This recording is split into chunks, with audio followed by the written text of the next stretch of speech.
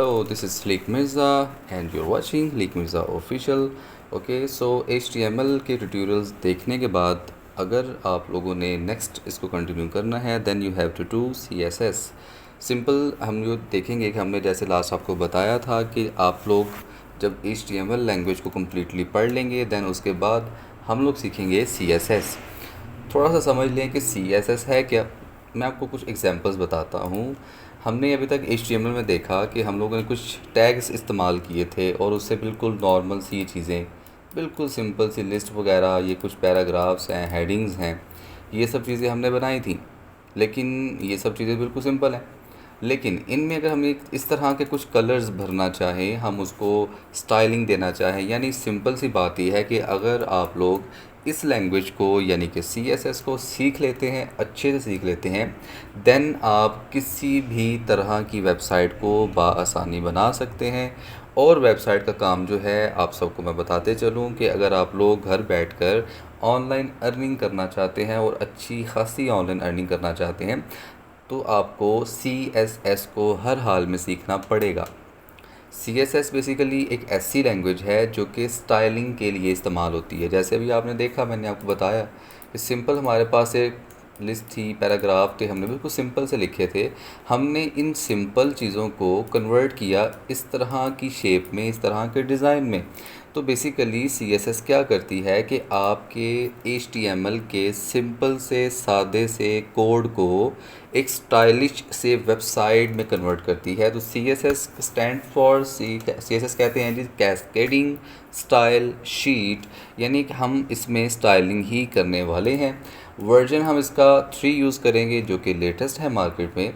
उसके बाद टाइप्स, 3 तरह की टाइप्स है जिन तीनों को हम लोग इसी कोर्स में इंशाल्लाह कवर करेंगे। सबसे पहले हम लोग देखेंगे इनलाइन CSS क्या होती है, इसका इस्तेमाल क्या होता है। देन हम मूव करेंगे इंटरनल CSS की तरफ एंड देन आखिर पर एक्सटर्नल CSS की तरफ। तो ये तीनों ही टाइप्स मैं आपको सिखाऊंगा मुकम्मल तौर पर हर तरह से। और हम इन लैंग्वेज को सीखने के बाद यानी कि HTML के बाद अब हम CSS कर रहे हैं। आज इसका इंट्रोडक्शन है। CSS के बारे में मुकम्मल जान लें कि ये होता क्या है, ये आपको क्या क्या आसानी देगी। देन आप नेक्स्ट वीडियो को देखिएगा। अगर आपको लगे कि आप इसको करेंगे तो आपको फ़ायदा होगा, लेकिन मैं आपको यही रेकमेंड करूँगा कि आप इस लैंग्वेज को लाजमी करें, क्योंकि जब आप इस लैंग्वेज के कुछ लेक्चर्स ले लेंगे देन आपको समझ आनी शुरू हो जाएगी कि भाई नहीं, ये वाकई ही बहुत ऑथेंटिक लैंग्वेज है और इसको करने के बहुत सारे फ़ायदे हैं। वो फ़ायदे क्या हैं मैं आपको बता देता हूँ कि इसको अगर आप सीख लेते हैं, CSS को अच्छे से कर लेते हैं, देन आप कोई भी अट्रैक्टिव वेबसाइट बना सकते हैं। अट्रैक्टिव वेबसाइट से मतलब ये होता है कि कोई देखे तो उसको देखता रहे कि भाई आपने तो अखीर ही कर दी है वेबसाइट पे, आउट क्लास किस्म की आपने वेबसाइट बना दी है। आप क्रिएटिव वेबसाइट्स बना सकते हैं, आप ब्लॉग्स बना सकते हैं, आप वेबसाइट बना सकते हैं यूट्यूब की तरह की, फेसबुक की तरह की। इसके अलावा जो नॉर्मली सर्जिकल की वेबसाइट्स होती हैं या स्पोर्ट्स वेयर्स की होती हैं, या जो भी जिस भी तरह की वेबसाइट आप बनाना चाहें, जिस तरह का मर्ज़ी स्टाइल उसको देना चाहें, डिज़ाइन देना चाहें, उसके लिए आपको CSS लैंग्वेज सीखना बहुत ज़रूरी होता है। तो ये सिंपल सा इसका इंट्रोडक्शन था, लेकिन इसके साथ साथ मैं आपको बताते चलूँ जैसे कि HTML लैंग्वेज को हमने लिखने के लिए एक एडिटर का इस्तेमाल किया था। मैंने आपको सारी डिटेल उसकी बताई थी। हम लोग इस्तेमाल कर रहे थे सबलाइम टेक्स्ट। तो मैं यहाँ पर उसका नाम लिख देता हूँ, सबलाइम टेक्स्ट एडिटर। तो इसको आप सब ने डाउनलोड कर लेना है, चाहे तो आप इसका लेटेस्ट वर्जन यूज़ करें या इसका जैसा भी।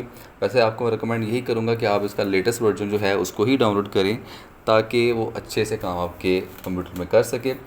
इस सॉफ्टवेयर को यूज़ करके हम लोग इस लैंग्वेज को लिखेंगे। ऑब्वियसली HTML और CSS मिलकर अब से काम करेगी।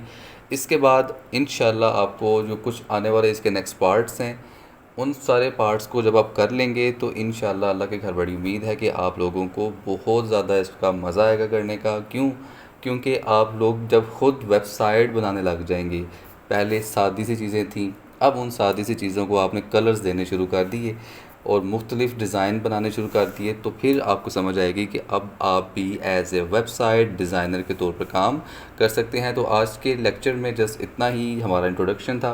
नेक्स्ट वीडियो में हम लोग कुछ इसके बारे में सीखेंगे, कुछ प्रॉपर्टीज़ हैं CSS की कि हम उनको किस तरीके से इस्तेमाल करेंगे, इम्प्लीमेंट करेंगे, तो हमारा डिज़ाइन जो स्टाइल है वो कैसे हो सकता है।